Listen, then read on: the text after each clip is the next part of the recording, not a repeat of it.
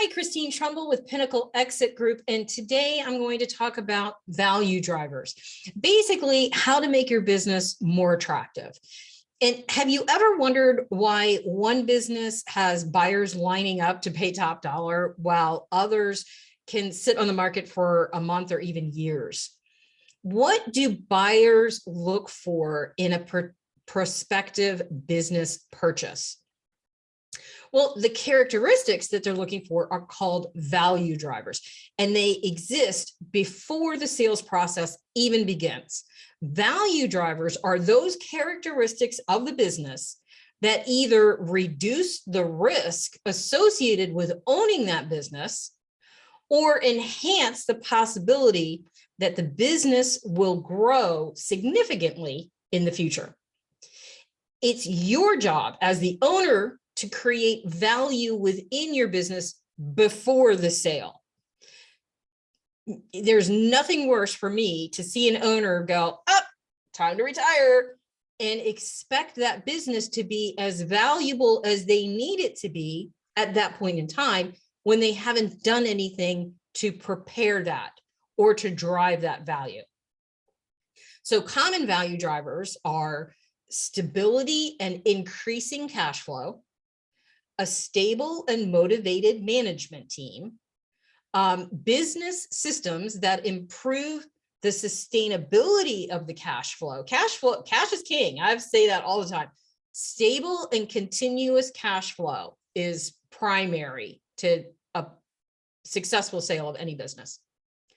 A solid and diversified customer base, a business facility with a physical appearance consisted with the asking price. Apparently, I've forgotten how to talk. Basically, if you're asking $10 million for your business, your facility better look like a $10 million business. It has to be consistent with the asking price.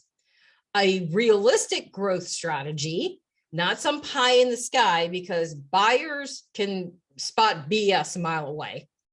And effective financial controls. Even if you're not planning on selling, you must have effective financial controls. The reason a buyer is willing to pay a premium price centers on his or her perception of risk and return. It's just like any other investment. If these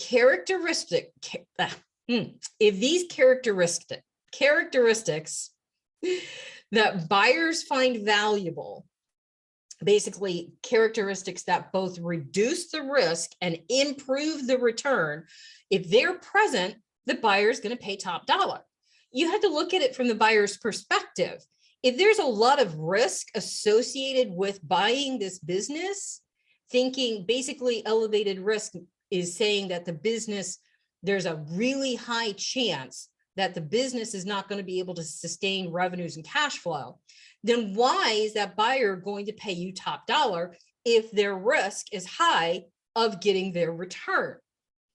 So you want to create these characteristics that are going to reduce their risk and increase their return. It's just like you investing in your 401k or your retirement plan.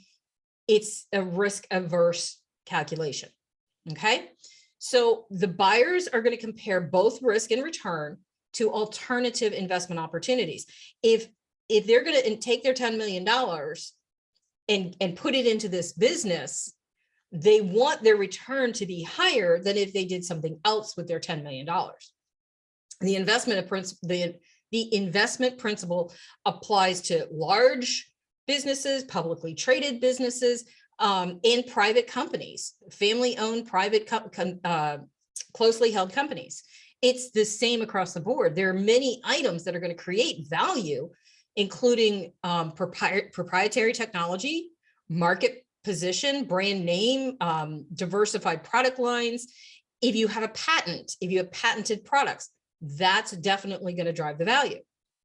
So over the next few weeks, I'm going to be talking about those key value drivers that are common to most businesses, including the management team, the business systems, the customer base, the facilities and equipment, your growth strategy, and your financial controls.